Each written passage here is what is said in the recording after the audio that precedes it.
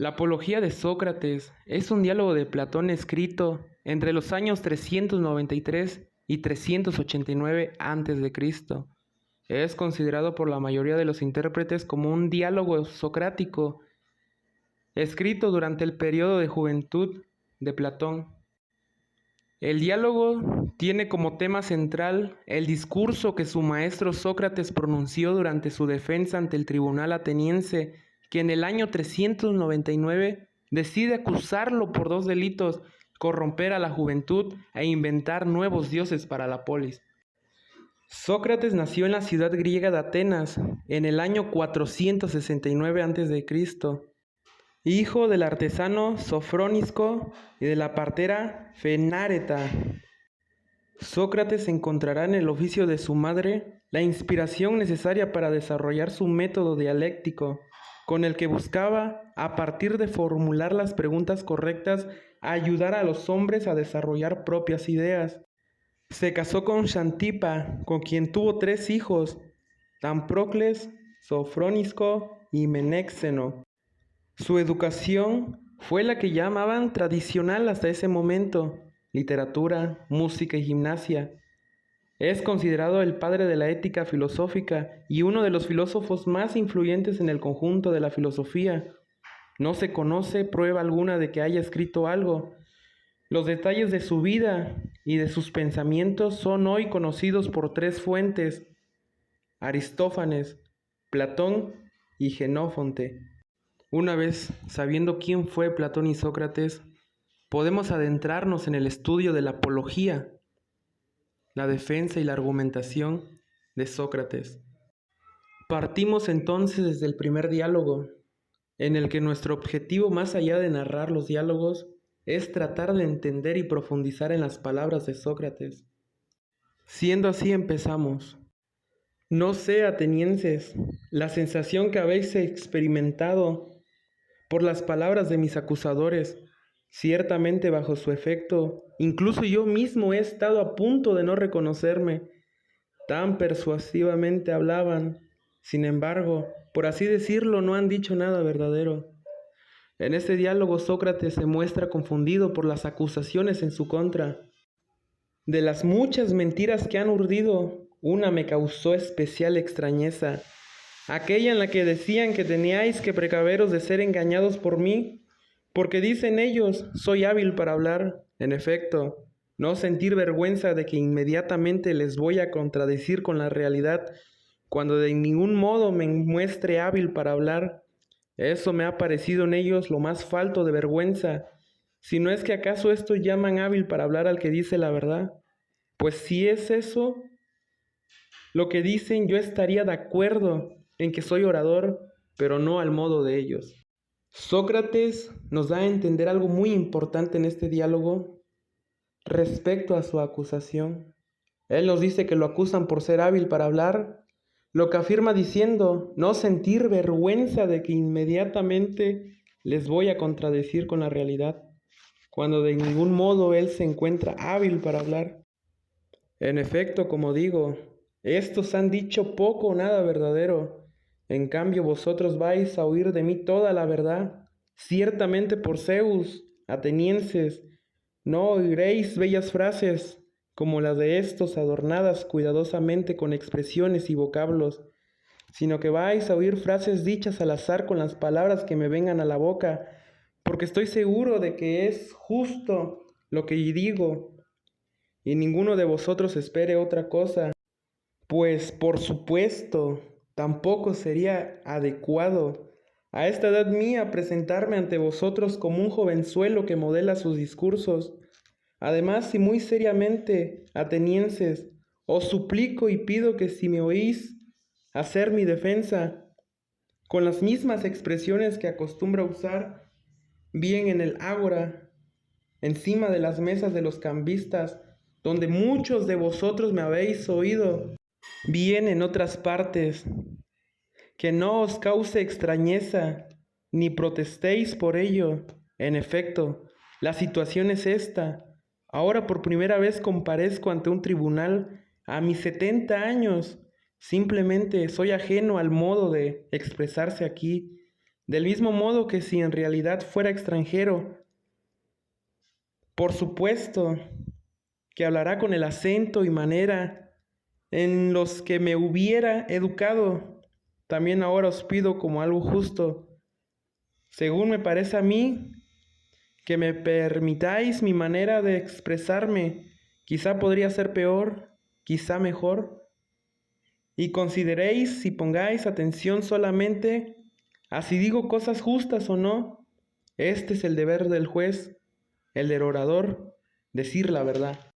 En este diálogo, Sócrates jura por Zeus que sus acusadores atenienses escucharán toda la verdad, pero no una verdad dicha con la forma adornada cuidadosamente con expresiones y vocablos que ellos usan, sino una verdad explicada a su modo, con las expresiones que acostumbra a usar, como en el ágora, encima de los cambistas, donde muchos de ellos lo han oído.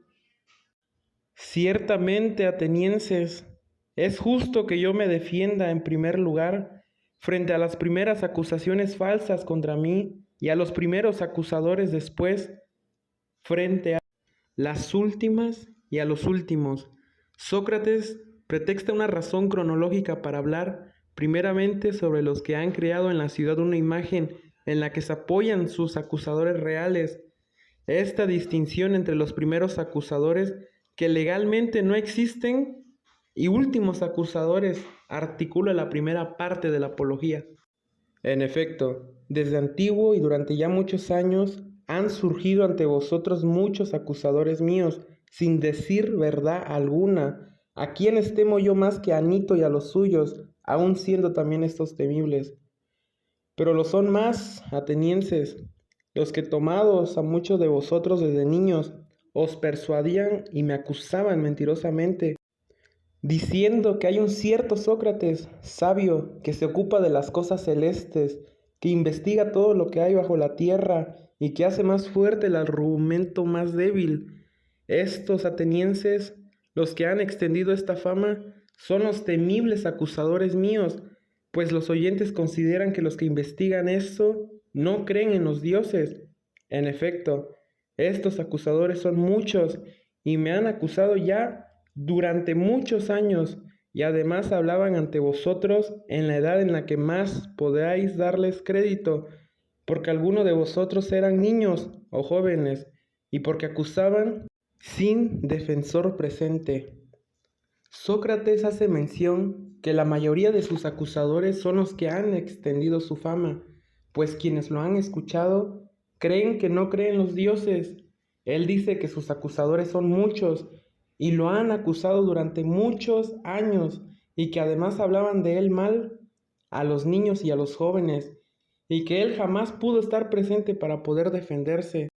Lo más absurdo de todo es que ni siquiera es posible conocer y decir sus nombres, sino es precisamente el desierto comediógrafo, los que sirviéndose de la envidia y la tergiversación trataban de persuadiros, y los que convencidos ellos mismos intentaban convencer a otros son los que me producen la mayor dificultad.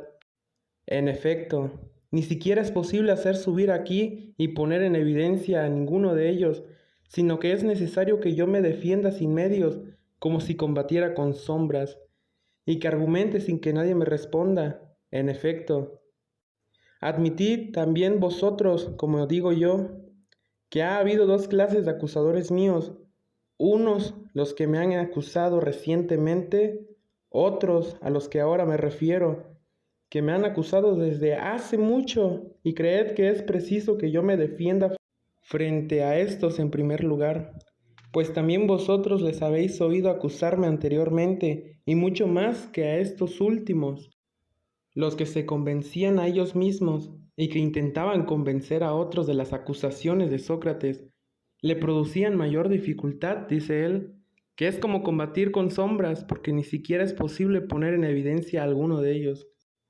Dicho esto, hay que hacer ya la defensa, atenienses, e intentar arrancar de vosotros en tan poco tiempo esa mala opinión que vosotros habéis adquirido durante un tiempo tan largo.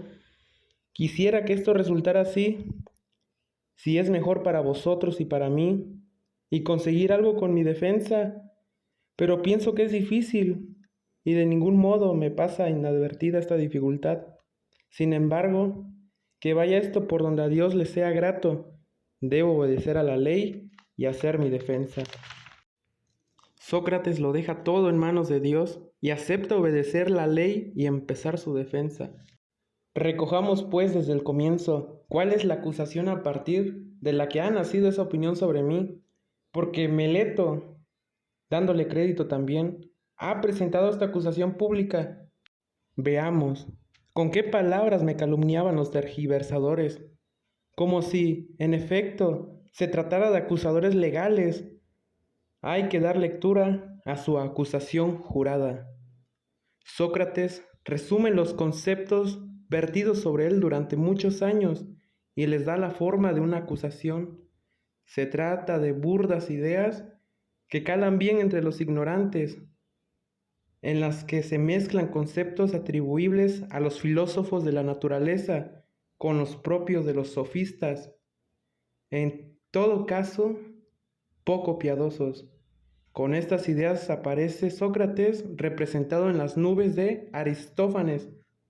Sócrates comete delito y se mete en lo que no debe al investigar las cosas subterráneas y celestes, al hacer más fuerte el argumento más débil y al enseñar estas mismas cosas a otros. Es así, poco más o menos.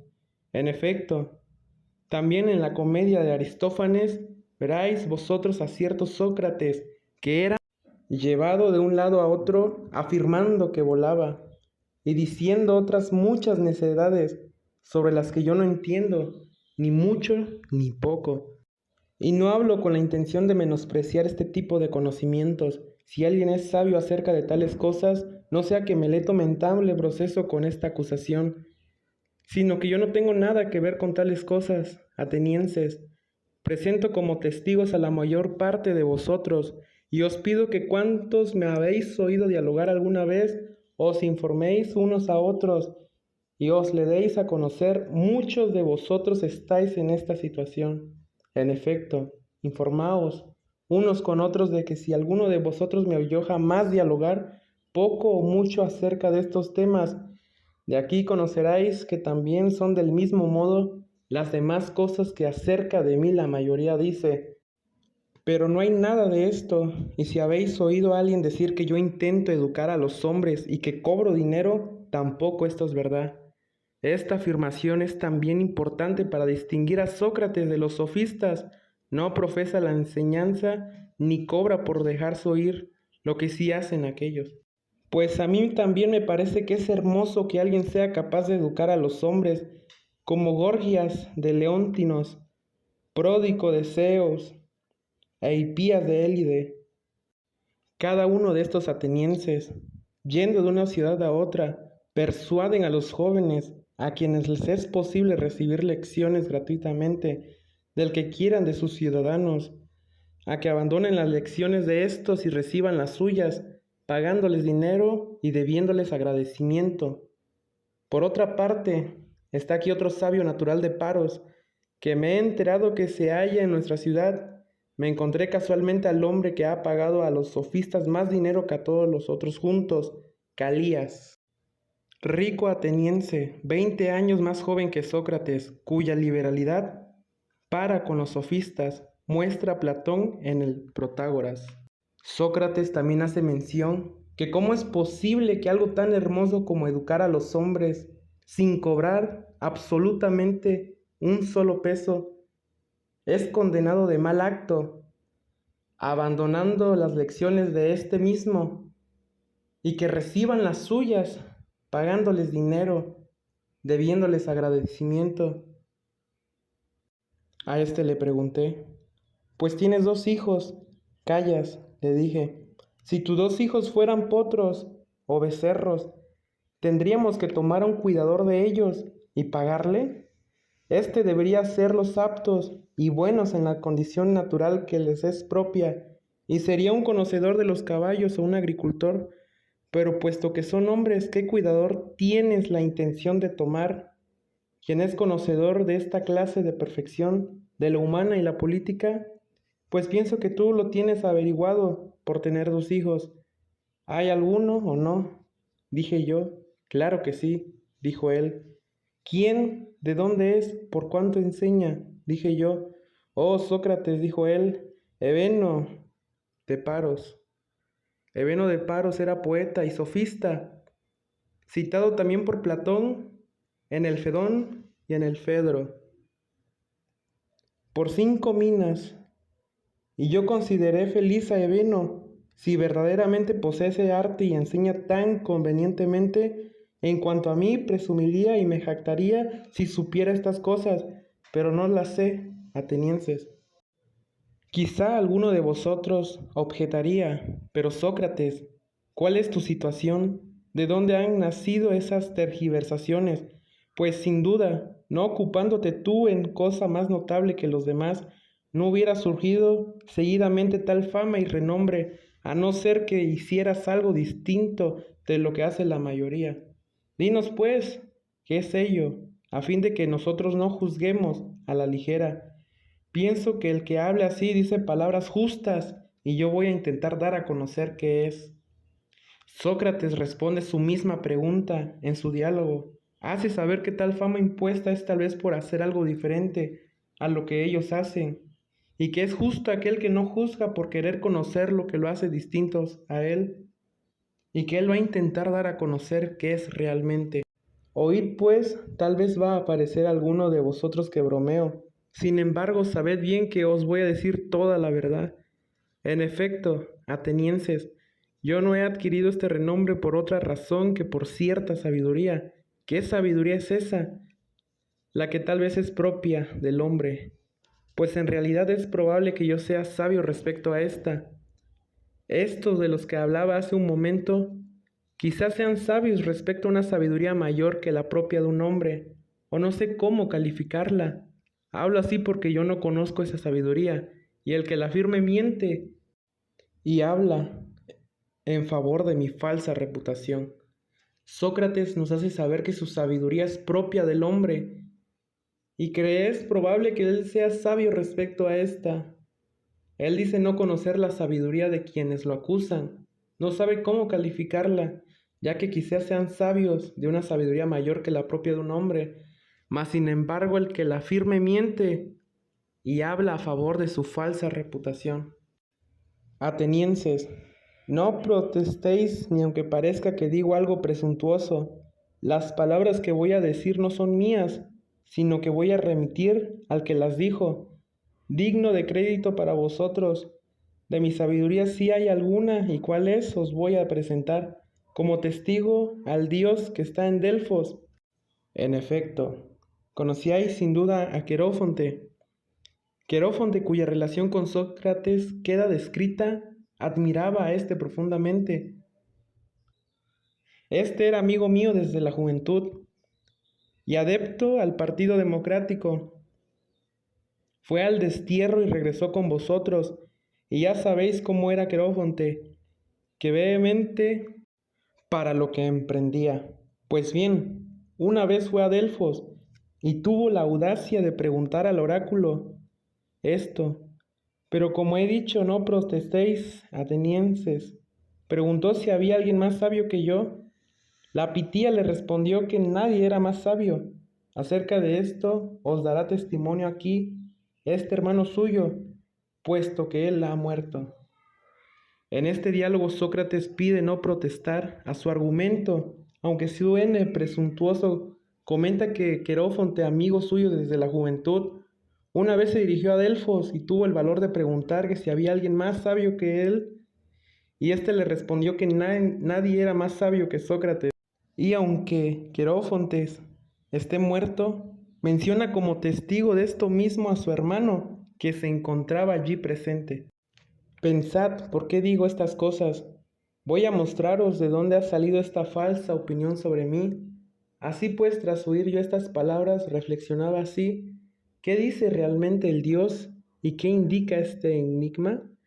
Yo tengo conciencia de que no soy sabio, ni poco ni mucho. ¿Qué es lo que realmente dice al afirmar que yo soy muy sabio? Sin duda no miente, no le es lícito. Y durante mucho tiempo estuve yo confuso sobre lo que en verdad quería decir, Más tarde, a regañadientes, me incliné a una investigación del oráculo, del modo siguiente. Me dirigí a uno de los que parecían ser sabios, en la idea de que sí, si en alguna parte era posible, allí refutaría el vaticinio y demostraría al oráculo: este es más sabio que yo, y tú decías que yo lo era. Ahora bien, al examinar a este, pues no necesito citarlo con su nombre.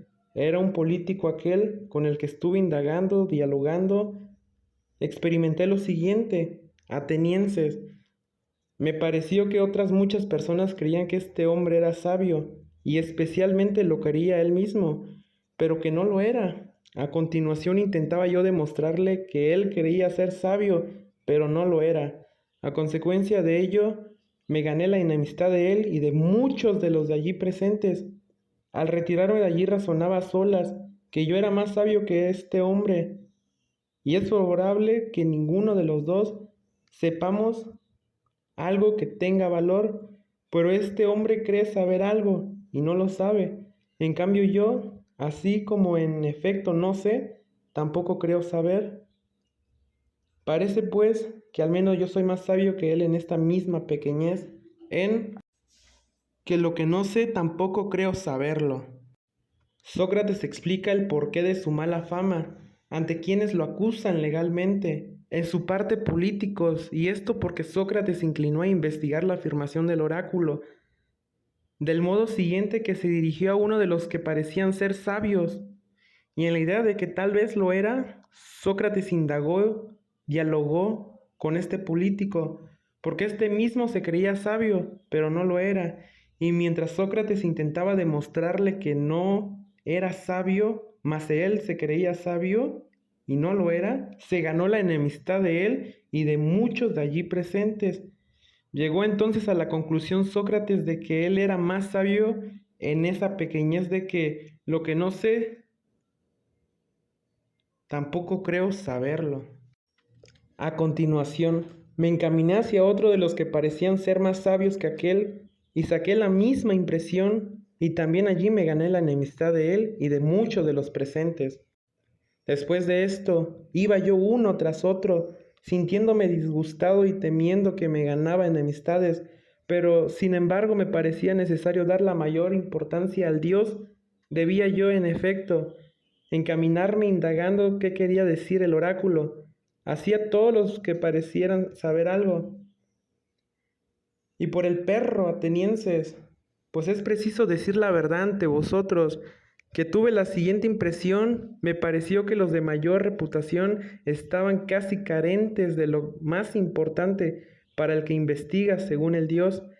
En cambio, otros que parecían inferiores estaban mejor dotados para el buen juicio. Sin duda, es necesario que os haga ver mi camino errante como condenado a ciertos trabajos, a fin de que el oráculo fuera irrefutable para mí. En efecto, tras los políticos me encaminé hacia los poetas, los de tragedias, los de ditirambos y los demás, en la idea de que allí me encontraría manifiestamente más ignorante que aquellos. Así pues, tomando los poemas suyos que me parecían mejor realizados, les iba preguntando qué querían decir, para al mismo tiempo aprender yo también algo de ellos. Pues bien, me resisto por vergüenza a deciros la verdad. Atenienses, sin embargo, hay que decirla. Por así decir, casi todos los presentes podían hablar mejor que ellos sobre los poemas que ellos habían compuesto.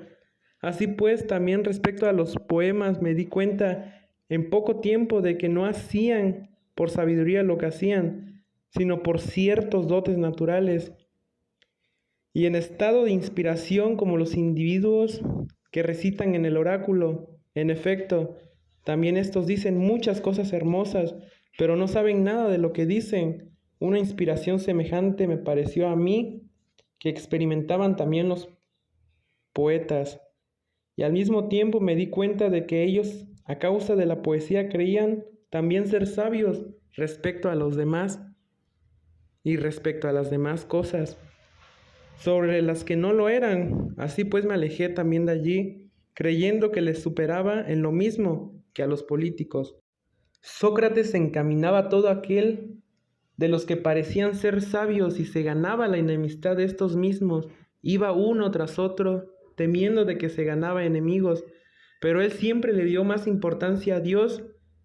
Le pareció que los de mayor reputación eran los más carentes y fue con los poetas para ver si podía aprender algo. Mas respecto a los poetas se dio cuenta que no lo hacían por sabiduría, sino por inspiración como los adivinos o los que recitan en el oráculo.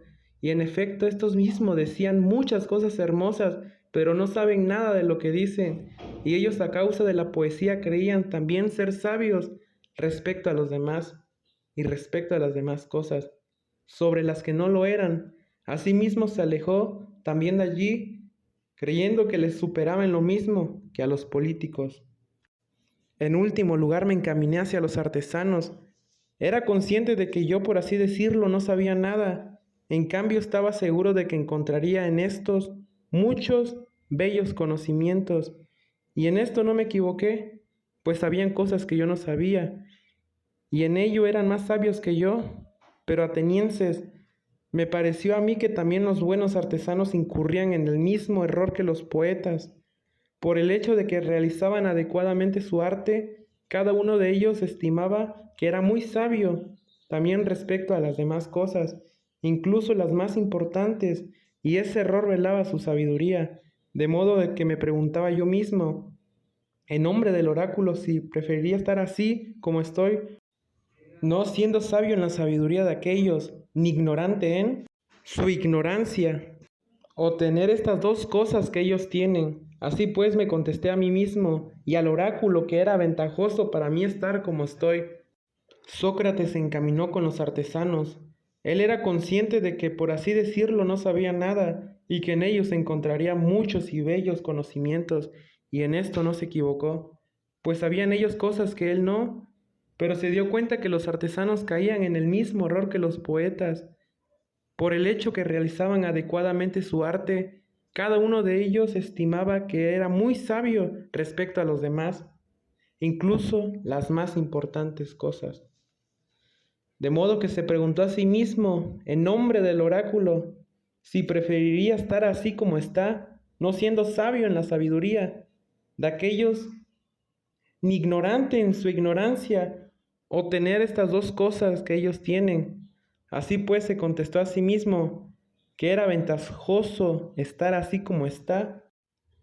A causa de esta investigación, atenienses, me he creado muchas enemistades muy duras y pesadas, de tal modo que de ellas han surgido muchas tergiversaciones, y el renombre de este que soy sabio, en efecto, en cada ocasión los presentes creen que yo soy sabio respecto a aquellos que refuto a otro.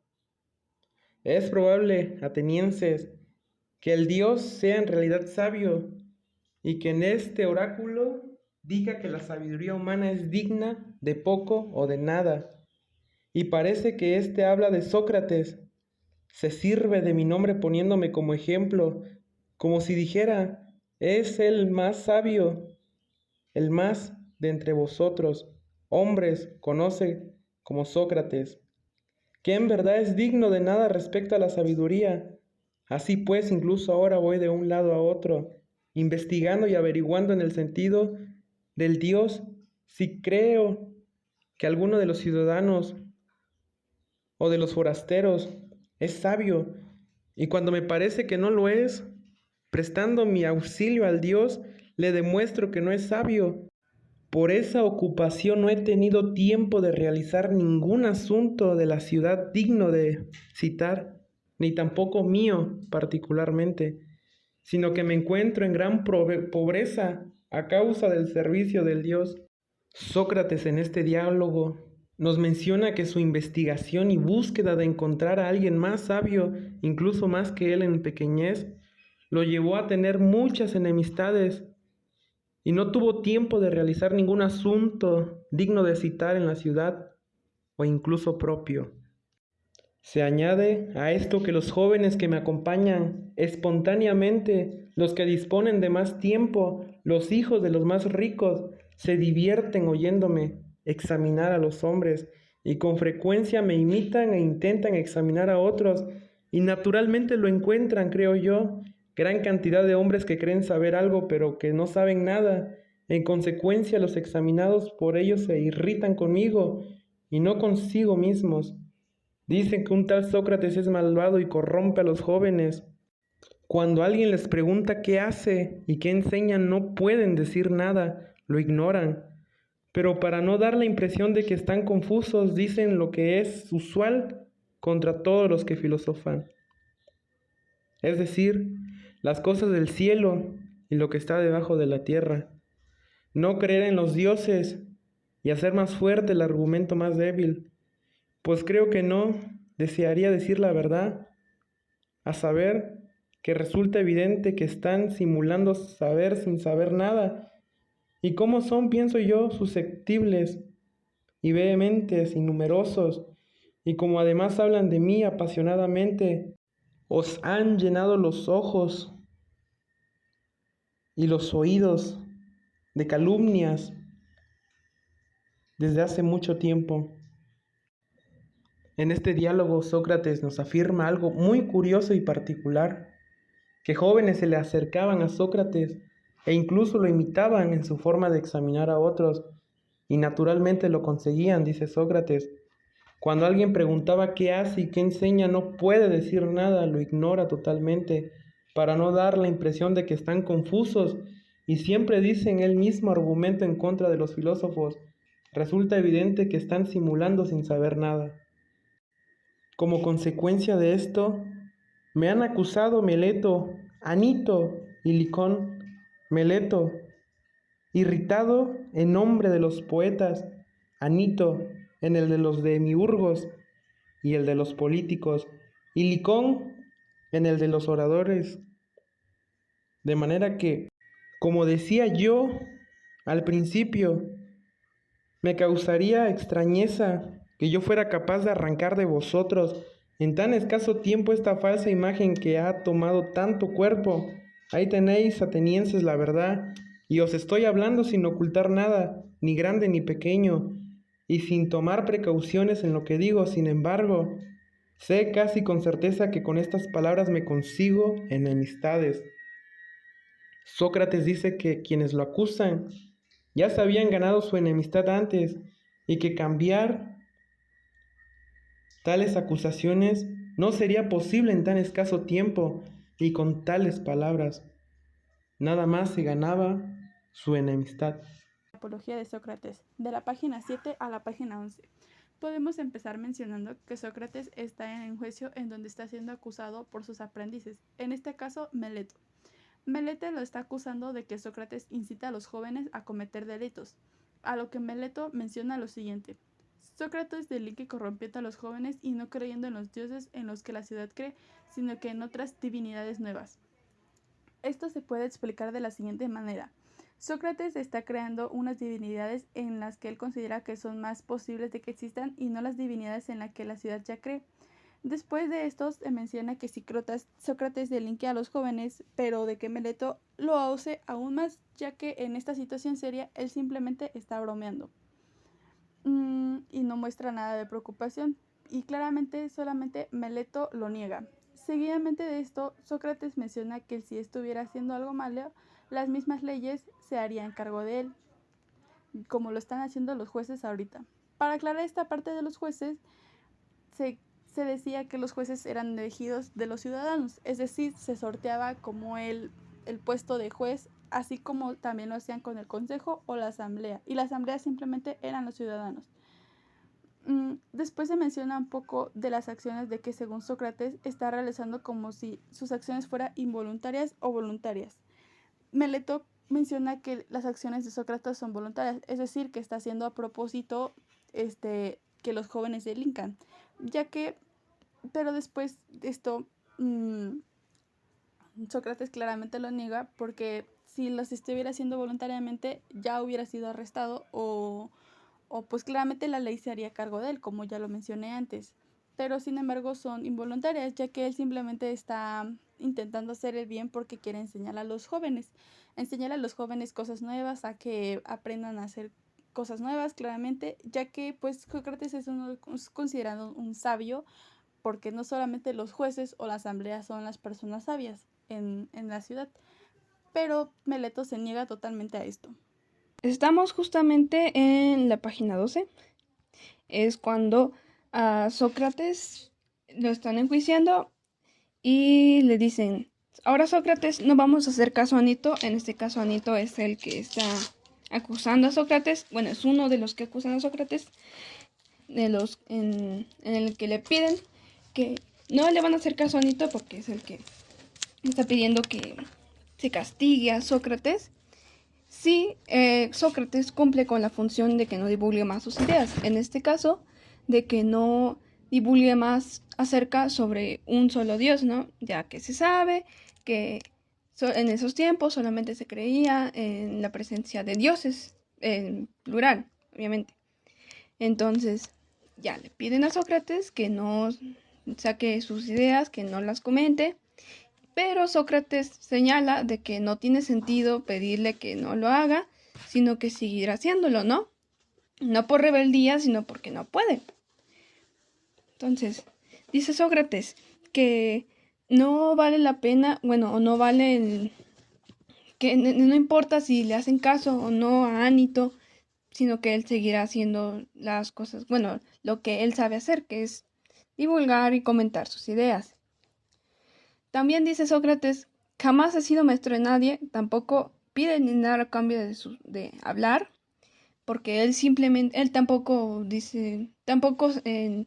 enseña particularmente a jóvenes o a personas viejas, tampoco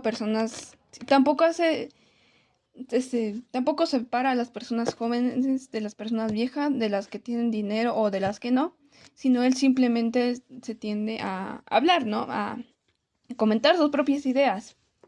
Y obviamente no es culpa de él si dichas ideas caen en tierra fértil. En este caso, sería en la mente de los jóvenes, ¿no? Entonces, Sócrates en este caso hace referencia a las personas que ha enseñado, ¿no? Que obviamente son varias. No como tal enseñado, sino el que algunas veces los invita a su casa y hablan como que es algo que solían hacer. Y obviamente son muchas personas, no simplemente son jóvenes, también han sido amigos suyos y personas con las que ha crecido, y señala a varias personas de la corte en este caso, ¿no? Él dice también que no se justifica, es decir, que no, él señala que muchas veces cuando se suceden este tipo de juzgados en el que se hace justicia a una persona y se le da la pena capital, que tiende a ser la muerte, dichos acusados traen a sus familiares y estos son los que suplican y lloran por clemencia o porque el acusado viva. Pero él no.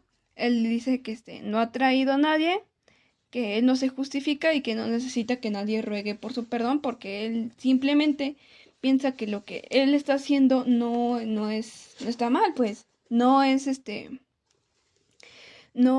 daña a las personas. O sea, no es como que puede que sus ideas no estén en acuerdo con las de las otras personas, pero esto no significa de que sean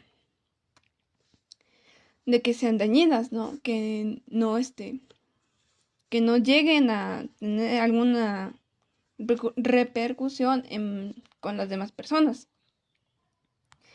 Y en este caso intenta persuadir a los jueces diciendo que lo que ha hecho no es nada malo, que simplemente es lo que él dice, ¿no? Incluso él mismo comenta de que ¿por qué merece él sufrir algo por lo que no puede controlar? Es decir, él no puede controlar que él habla y comenta sus propias ideas.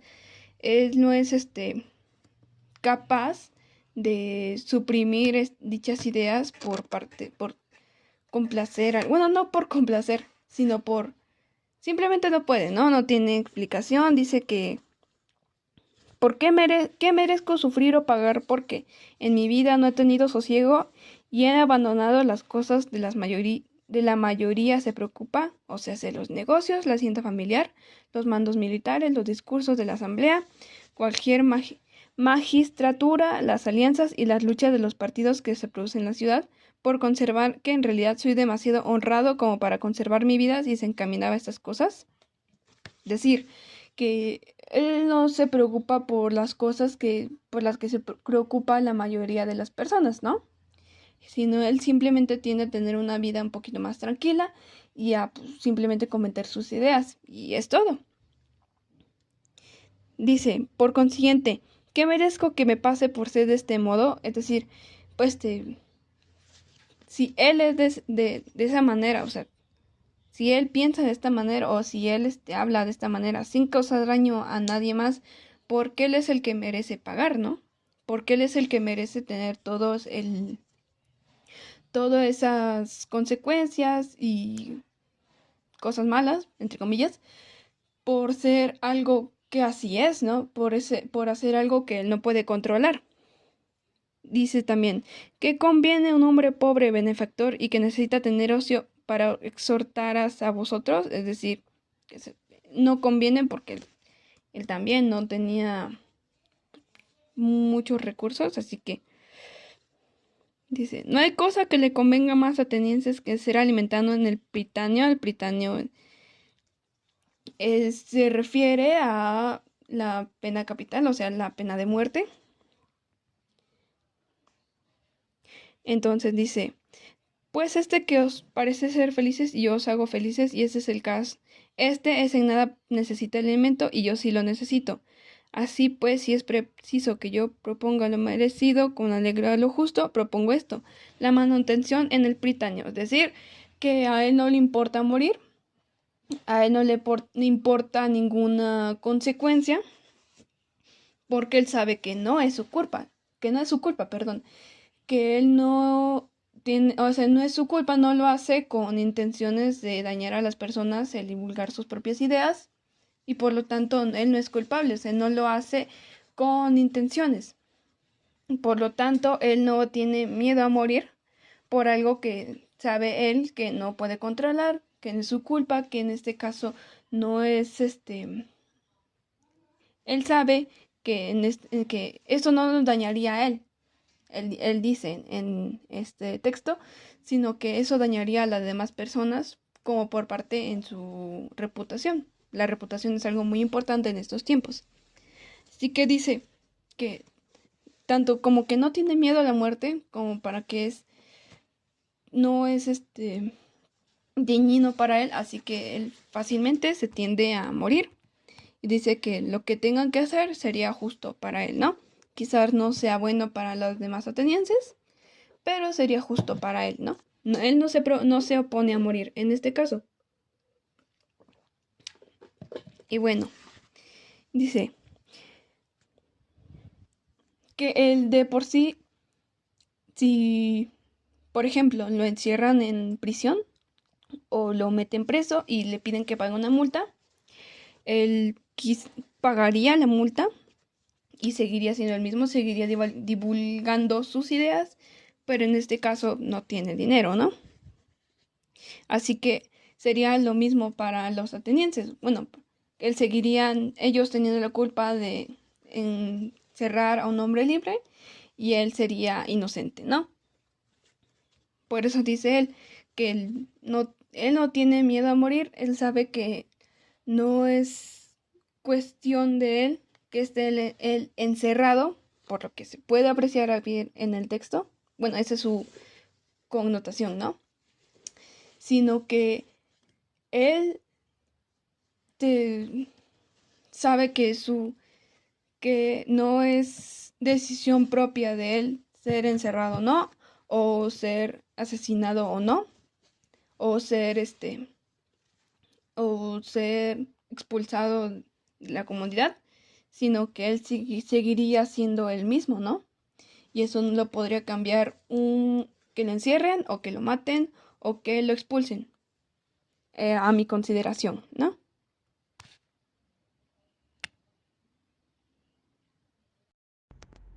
En las páginas 17 a la 21 de la Apología de Sócrates se narra la poderosa defensa que Sócrates presenta ante los cargos de corromper a la juventud y no creer en los dioses de la ciudad. Este diálogo, escrito por Platón, es esencial para entender la filosofía y el método de Sócrates. En primer lugar, Sócrates relata cómo su búsqueda de sabiduría comenzó cuando el oráculo de Delfos declaró que no había nadie más sabio que él. Intrigado por esta afirmación, Sócrates se embarcó en un viaje intelectual para comprender el significado de esta declaración divina. La sabiduría, según Sócrates, no reside en tener conocimiento absoluto, sino en ser consciente de la propia ignorancia. A través de sus conversaciones y debates con ciudadanos considerados sabios en diversos campos, Sócrates descubrió que muchos de ellos creían saber cosas que en realidad no entendían profundamente. Esta humildad intelectual lo llevó a cuestionar la verdadera naturaleza de la sabiduría. Uno de los puntos clave de su defensa es su método de enseñanza gratuita. Sócrates nunca aceptó pagos por sus enseñanzas, desafiando así la acusación de corromper a la juventud por motivos económicos. Él creía firmemente en la importancia de la educación y el diálogo como herramientas para el crecimiento moral y intelectual. Además, Sócrates argumenta que su misión siempre ha sido favorecer la verdad y el cuestionamiento constante en lugar de vincular creencias falsas o perjudiciales. Su filosofía se centra en la idea de que es mejor sufrir la injusticia que cometerla, y que la verdadera sabiduría proviene de la autoconciencia y la autocrítica. Estas páginas de la Apología de Sócrates ofrecen una visión profunda de las creencias y el carácter de uno de los filósofos más influyentes de la historia. Sócrates desafía a sus acusadores y a la sociedad misma al defender su compromiso con la verdad, la virtud y el bienestar de la comunidad. Su legado perdura como recordatorio de la importancia de la reflexión, el diálogo y la búsqueda incesante de la verdad en nuestras vidas. La Apología de Sócrates es el diálogo platónico que relata el discurso pronunciado por el antiguo filósofo griego Sócrates en respuesta a las acusaciones de corromper a la juventud de Atenas y no creer en los dioses. El texto es importante porque proporciona una visión de la mente y las creencias de Sócrates, que es considerado uno de los filósofos más influyentes de la filosofía occidental. En el discurso, Sócrates se defiende de estos cargos y explica su creencia en la importancia de vivir una vida examinada, en la que los individuos buscan comprender y reflexionar sobre sus propias creencias y valores. El diálogo también es notable porque es una de las pocas fuentes principales de información sobre Sócrates, ya que no dejó sus propias obras escritas. Al respecto de las conclusiones, algunas serían: Sócrates creía que era más importante vivir una vida examinada y buscar la verdad, incluso si significaba ir en contra de la sabiduría convencional o las creencias de la sociedad. Sócrates estaba dispuesto a aceptar las consecuencias de sus creencias y acciones, incluso si eso significaba enfrentarse a la muerte. Sócrates creía en la importancia de cuestionar y desafiar la autoridad con el fin de llegar a una mejor comprensión del mundo. Sócrates también decía que creía que la búsqueda de la sabiduría y el conocimiento era el bien supremo y que era más importante ser una buena persona que ser rico o tener éxito a los ojos de la sociedad. Sócrates de igual forma creía que la verdadera sabiduría provenía de dentro y que los individuos deberían esforzarse por entender sus propias creencias y valores para vivir una vida más satisfactoria y significativa.